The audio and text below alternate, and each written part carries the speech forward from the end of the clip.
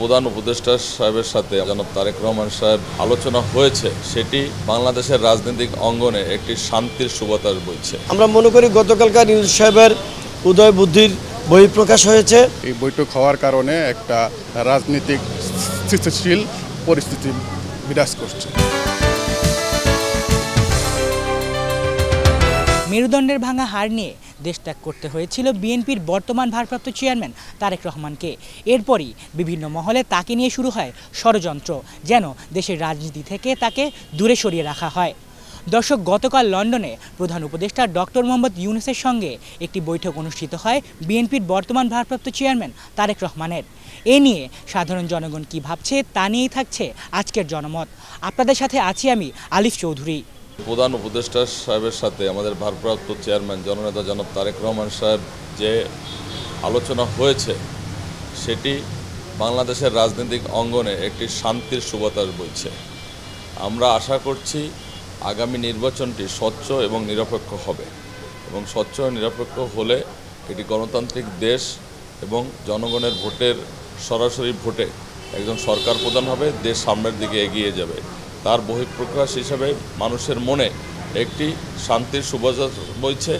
বাংলাদেশের সকলে এখন আমাদের ভারপ্রাপ্ত চেয়ারম্যান জননেতা জনাব তারেক রহমানের দিক তাকিয়েছে এবং আগামী দিন বাংলাদেশ গড়ার লক্ষ্যে তার নির্দেশনার দিক তাকিয়েছে।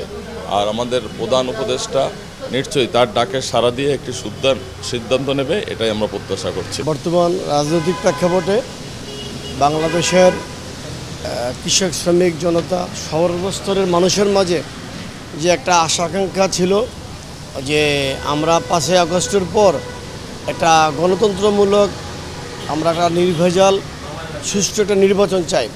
বাট এই নির্বাচনকে ঘিরে রাজনৈতিক অঙ্গনে কিছু মতামতের আমাদের মধ্যে একটু দ্বিধাদ্বন্দ্ব ছিল।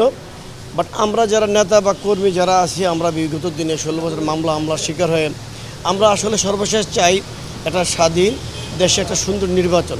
এই নির্বাচনের মধ্য দিয়ে আমাদের সুন্দর একটা সরকার গঠন হবে। এই সুন্দর সরকারের মাধ্যমে দেশের আয়, উন্নতি এবং সমৃদ্ধি বয়ে আনবে। আমরা মনে করি গতকালকার ইউনূস সাহেবের উদয় বুদ্ধির বহিঃপ্রকাশ হয়েছে যে ডিসেম্বরও না, জুন জুলাইও না, তার মাঝামাঝি একটা ফেব্রুয়ারির মধ্যে যদি হয় তাহলে মনে হয় ওনার জন্য সুবিধা। দেশের মানুষের যে একটা আস্থা, একটা স্বপ্নের একটা চিন্তা চেতনা, সেটার আমার মনে হয় সমাপ্তি ঘটেছে গতকাল তারেক রহমানের সাথে বৈঠকের মধ্যে দিয়ে। দীর্ঘ 16 বছর এই এত আন্দোলন সংগ্রাম হয়েছে, এটা হইল আপনার এই গণতন্ত্র প্রতিষ্ঠার জন্য। ইউনূস সরকার আসার পরে বিএনপি এবং ইউনূস সরকারের মধ্যে একটা দূরত্ব সৃষ্টি হয় নির্বাচনের তারিখ নিয়ে। যেহেতু এখন তারেক রহমান এবং ডক্টর ইউনূসের মাঝখানে একটা বৈঠক হয়েছে, এই বৈঠক হওয়ার কারণে রাজনৈতিক স্থিতিশীল পরিস্থিতি বিরাজ করছে।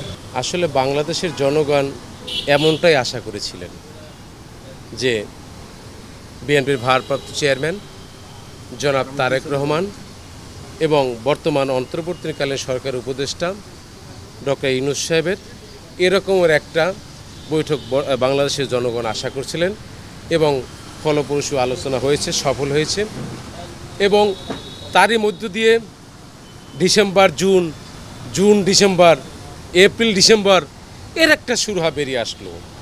কারণ বাংলাদেশের জনগণ দীর্ঘ 17 বছর যাবৎ ভোট দিতে পারেননি। আর ইউনূস সাহেব বলেছেন এবার সর্বকালের সেরা ইলেকশন হবে বাংলাদেশে। যে বাংলাদেশ, আমাদের বাংলাদেশের সকল জনগণ, বাংলাদেশের চোখটাই ছিল গতকালকে আপনার লন্ডনের দিকে। লন্ডনে আপনার বাংলাদেশের যে দুই নেতা, দেশনায়ক জনাব তারেক রহমান এবং আমাদের বাংলাদেশের নোবেল বিজয়ী জনাব ডক্টর ইউনূস সাহেবের সাথে যে বৈঠক হয়েছে, সেই বৈঠকে সারা বাংলাদেশের মানুষ উৎফুল্ল। আজকে ওই বৈঠকের মাধ্যমে বাংলাদেশের একটা কঠিন সমস্যার সমাধান হয়েছে।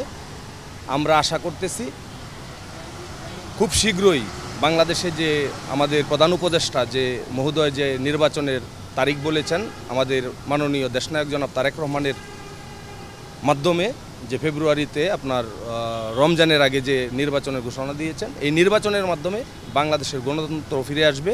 দেশবাসী এটাকে ইতিবাচক হিসাবে নিচ্ছে। ওনার প্রত্যাশা হল একটি অবাধ এবং সুষ্ঠু নির্বাচন।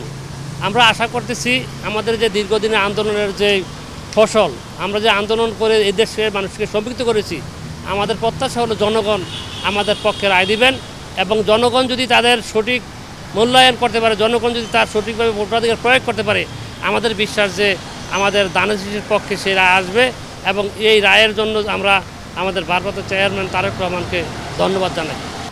দর্শক, এই ছিল আজকের জনমতে। আবার দেখা হবে আগামী কোনো এক পর্বে অন্য কোনো এক প্রসঙ্গ নিয়ে। ততদিনে ভালো থাকুন, সুস্থ থাকুন আর বাংলা ভিশনের সাথেই থাকুন।